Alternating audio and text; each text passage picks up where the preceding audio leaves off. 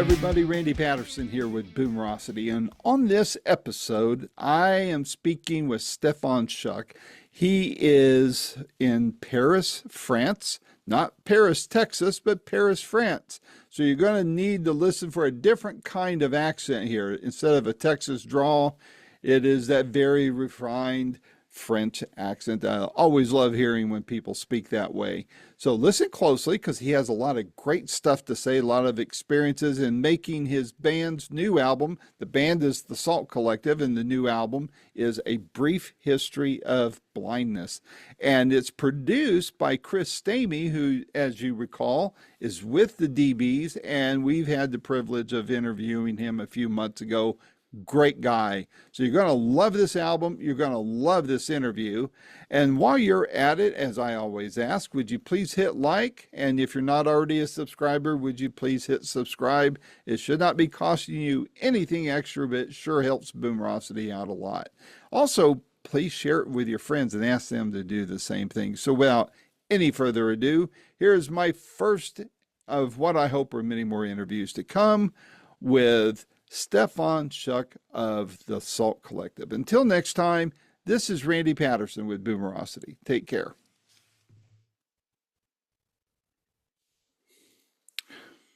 Hello, Stephane. Yes, Change. it works. Can you hear me? I hear you just fine. Okay, great. Good Pleased to deal. meet you. Likewise, are you clicking in from Paris? Yes, I'm currently in Paris. And you? I Where are you? am. Well, you know that old Beatles song back in the USSR? Yes, of course. I'm not in the USSR, but there's a line in there talking about the Smoky Mountains way down south. That's where I am. I'm in the Smoky Okay. Mountains of East Tennessee. Yes. So, N- Nice place, I yeah, guess. it is. It's beautiful here. So, well, thank you for taking the time to meet with me. I've been looking forward to this. I love the new album, and so for those here in the United States who may not be familiar, please tell viewers a little bit about yourself and about the Salt Collective. Yes, with pleasure. So my name is Stephane Schuck, so I'm the leader of this band. It's not really a band, it's a collective of a lot of people. And first, at the beginning, there was only a French power trio. We were only three people, with me on guitar and a friend on bass and drums. And then, with a long story, I get connected to Chris Tamey from the DBs. Uh, I've and met Chris, great guy. yeah, great guy. And he was my hero when I was a teenager. And all this story is a true fan story, you know. Finally, I play with him, and it's just wonderful.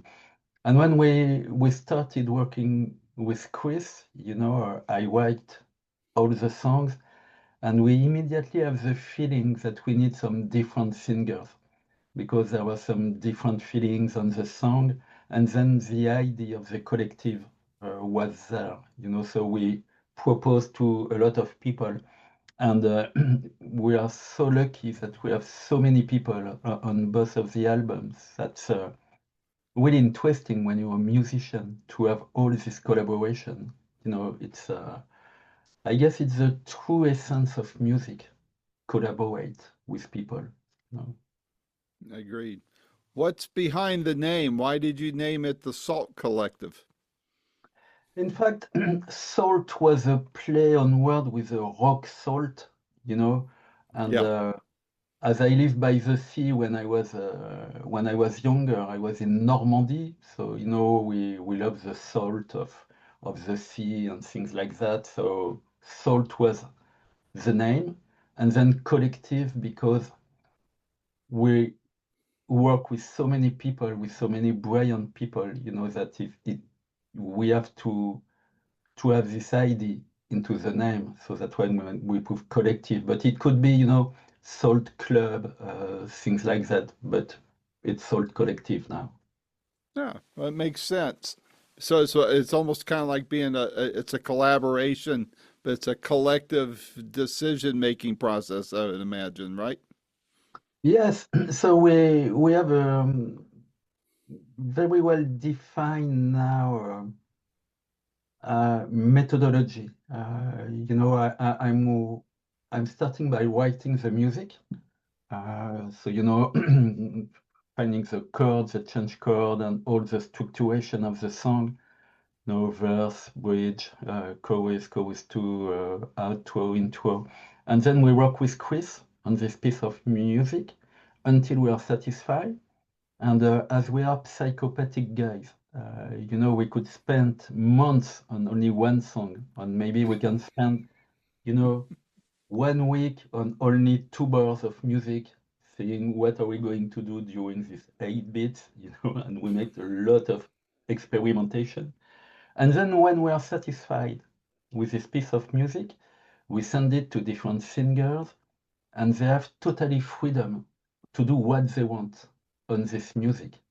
So what they are feeling with the music, so they have totally freedom to write their vocal lines, their melody, even their lyrics. We don't give them any information, just the music, you know, and they add their layers. And it's really interesting to work like this because sometimes the song is taking some unexpected direction, and sometimes it's surprising. And on this album, it was only good surprise, working like Hmm. this with all these people. Well, that sounds like I mean, I'm not a musician, but I've certainly spoken to enough of them to know that that sounds like a fun environment in which to work in, to be able to just let all the creative juices flow. Is that how you feel about it? Exactly, exactly. It's kind of creative feeling that we are giving to everybody, and we have a lot of pleasure and fun. There is no pressure. There is no pressure, because all these guys, have their careers. They are so brilliant, and we are all together because the love of music, and the love of being together, and the love of writing songs together, and yeah, it's pretty interesting. What inspired the title of the new album? I found it very intriguing. And is there a central message or a theme that you and the band wanted to convey through that title? Yeah, in fact, there is two options. There is one option who is to think, because I'm a very optimistic guy, and now we are living in darkness. The world is going mad in a lot of aspect.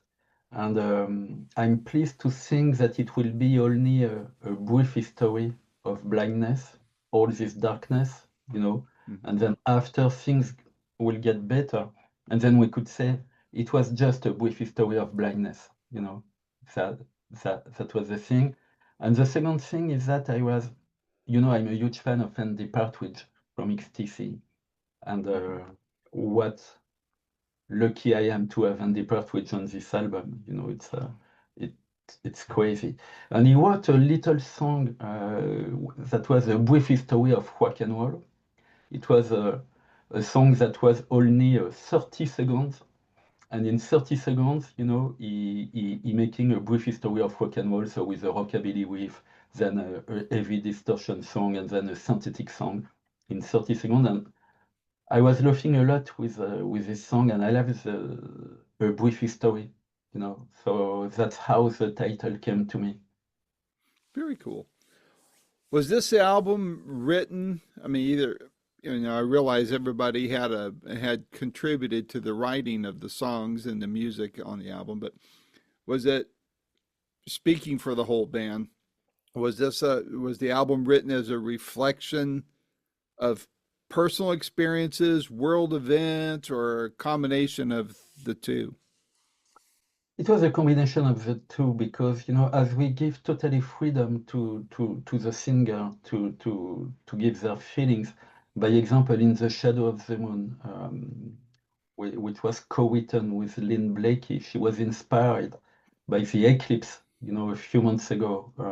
So that was an event, and she wanted to talk about this into the song, and we tried to keep a coherence between all the songs, because as we have different singers, the danger is that you feel it's different band playing different song, but we try to work on this. And the fact is that we recorded live in the studio at Manchester Studio. There was a core band playing all the songs live in the studio. So there is this kind of energy that you find on all the songs and this kind of coherence between the songs. So we try to manage this kind of coherence between all the songs. Interesting. How long did it take you guys to make the album from initial concept through its completion? A lot of time because that's totally crazy, Because as I say, we love to torture the song, So you will say you have to be spontaneous, but we're too old for this, We are not 20 years old, so we like to really deeply think all the little details that you can hear in the song. There are so much things, there are layers and layers and layers, and sometimes I know it's my bad because I wanted to do simple things, but at the end, it's always complicated things, you know. And Paul McCartney used to say that doing simple is really hard, you know. So I try this, but so it takes a long time because there is this process of making the best piece of music to give to the singer. Then the singers are working on their own, and then come back with the vocal line, and then we go into the studio, running from the demo to the final track, playing live in the studio with the singer in our headphones. And after this, there is a mix period. And at this point, we are also psychopathic guys. I mean that a song like Cloud to Cloud on the album, I think that there is maybe 17 versions of it now. Wow. It's yes. And the fact is that you have to make a choice at one point. You have to say stop. We have to focus on one version. But we have so much music, that we are always experiencing things. And sometimes with quiz, I think that if people are aware of what we are doing, they will think we are totally crazy because sometimes we're exchanging version when there is only one symbol hit that has changed, and saying this one is better.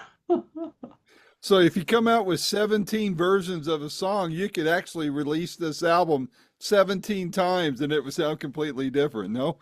Yeah, exactly. And I have all the version in my computer, I can run some different version of every song. When you were working on this, you guys are all very experienced musicians and such.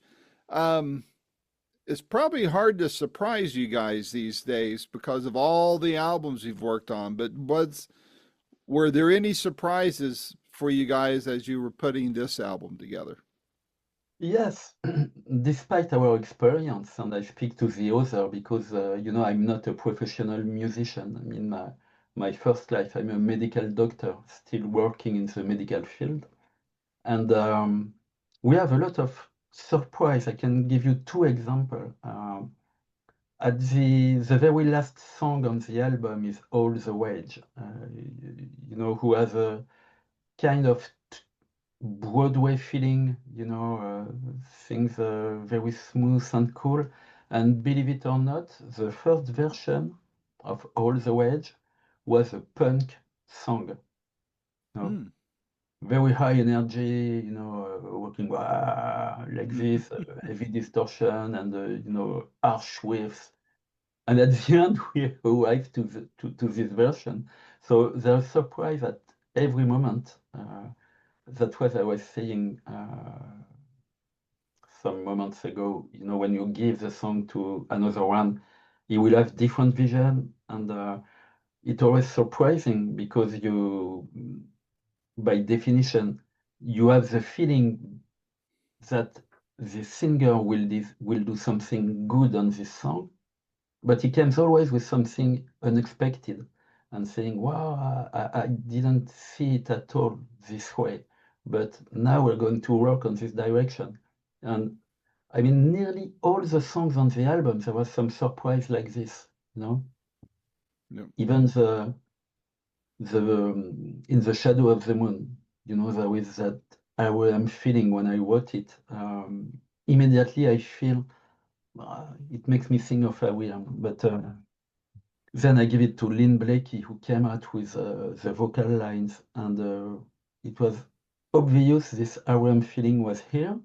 And so Chris asked Mike Mills to sing on it, and at the end we got this feeling, but it was, you know, at the beginning it was only a little feeling, and then the surprise come to make bigger feeling, and Hmm. it's so great when you are a musician to see your song moving like this, you know. Yeah.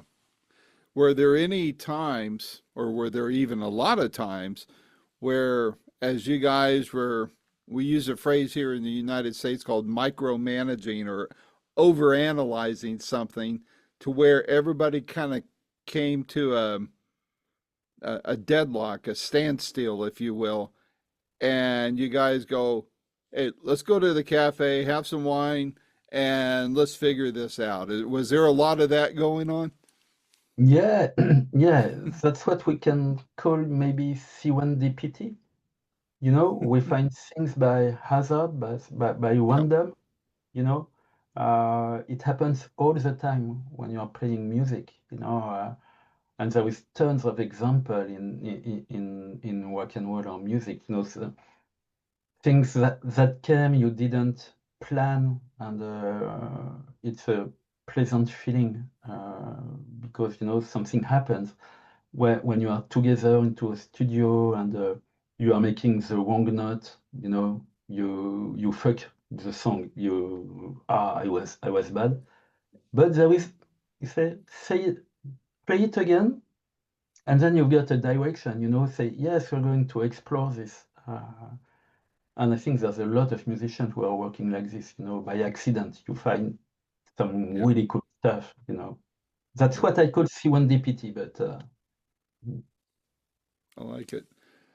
I love the sound and the vibe of the record. Where what musical eras or artists do you feel most influenced this record? Either the sound or the process, how you got along, that kind of thing. it's a good question. I mean, of course, we love the same thing, all the members of the collective, you know, so if we say in two words, you know, we're talking about power pop.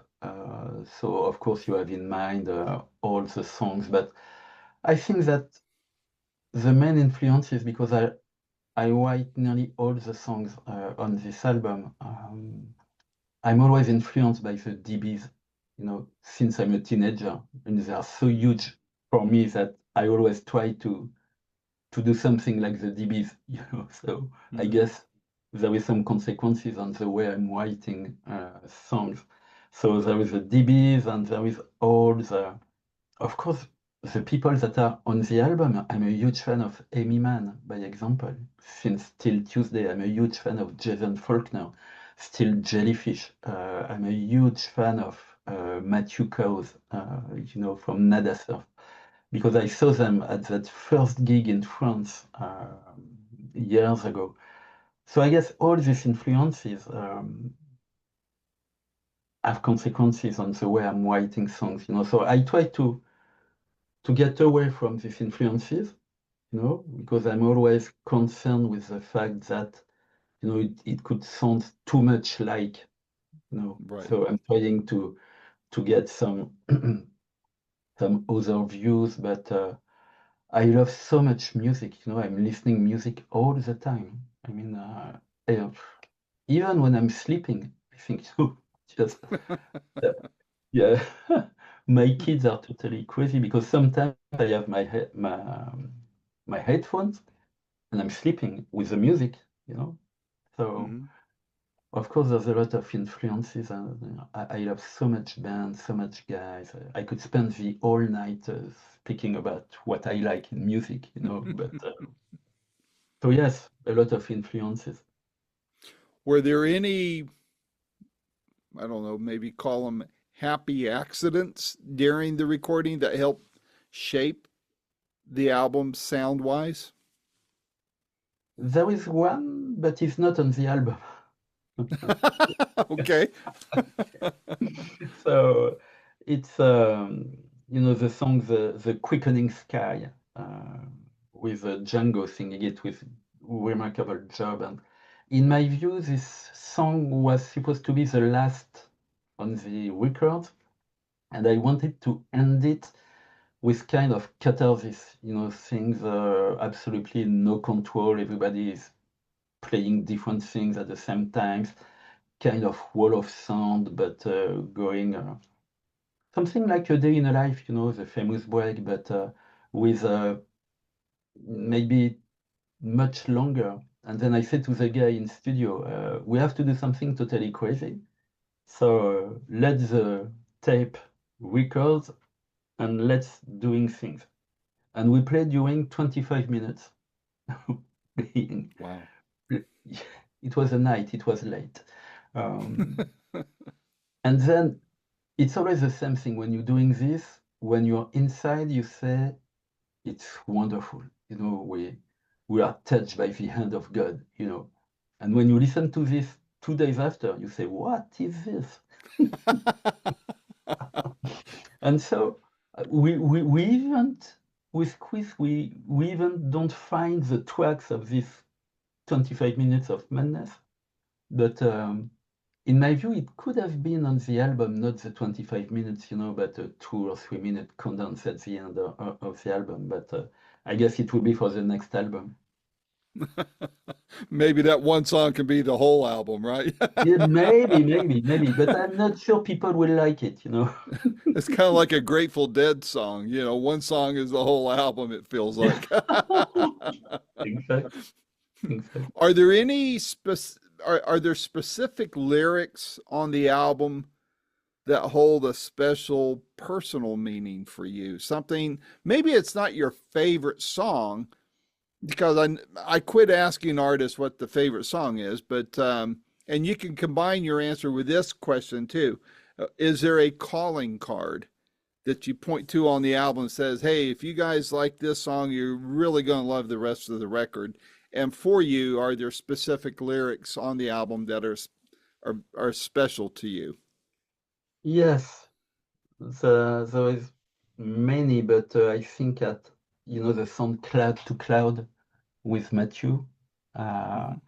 on the chorus, at a moment, he said, "What a sky! It's a never-ending show," and it really speaks to me because I'm also a photographer, and I'm in love with the sky, with the clouds, and I have maybe 2,000 pictures of clouds Wow. at home, you know. And so when he come back with his lyrics, I said, "Wow, what a sky! It's a never-ending show." I mean, I really love this. And of course, there is other lyrics on the song, like "Waiting for the End of Time." It's kind of melancholic thought, but with optimistic music, and I like this so much. Oh, yeah, I do too. I like that song. What are your plans for the next few months, either with your own music? Are you going to bring the band together to play some shows there in France and elsewhere, or what are the plans? Yes, yes, we're working on playing live together again because we love this so much, being together and playing this music. We already made a tour in the US 2 years ago. It was only 6 or 7 gigs on the East Coast, but we have so much fun and so much pleasure that we want to do it again. So we are working on this, but we have to manage with the schedule and agenda of everybody. So it's a Yeah. nightmare. I bet. I can imagine. Yeah, the agenda and booking the venue and things. So by chance, we have some very good people working with us on this. And yes, I think we will do again a single gig in Paris, like kind of release party, as we did from the previous album. It was in a little studio in Paris, and it was really, really cool. So yes, I want to do it again. We are working on this, and we also working on the next album. I have 10 or 15 songs that are ready, and that became the process, of selecting the songs and then spend months on tours, so we have to start early if we want to succeed for the next album. Very good. Well, I hope if you come to the States again, I hope you come somewhere or another. We can be close to each other so I can catch one of those shows and maybe come Yes, backstage and say hello to you, shake your hand, and have you of sign the course, CD for me. That would be very nice. it would be my pleasure, you know? Yeah. Well, Yeah. Stephane, this was a lot of fun. Thank you for taking the time. I wish you much success on the album, and I think you'll have it. And I look forward to hearing more from you. And when you have that next album coming out, let's do another one of these and we'll talk about it, okay? Of course, thanks a lot for giving me the opportunity to speak about this album because I like it so much, of course. Yeah. Thank you. Well, Thank well, you. thank you. Take care and have a good evening there in Paris. Yeah, and thank you for your background. You have a very good background. I thought you might like that. If you want to use it, I'll be happy to send it to you through Howard, and you can use it all you want then. Yeah, with pleasure. I'll, I'll do that. I'll do that. Good. So, Thank you, all right, sir. Stephane. Take care Bye. and have a nice evening. Bye. Bye bye.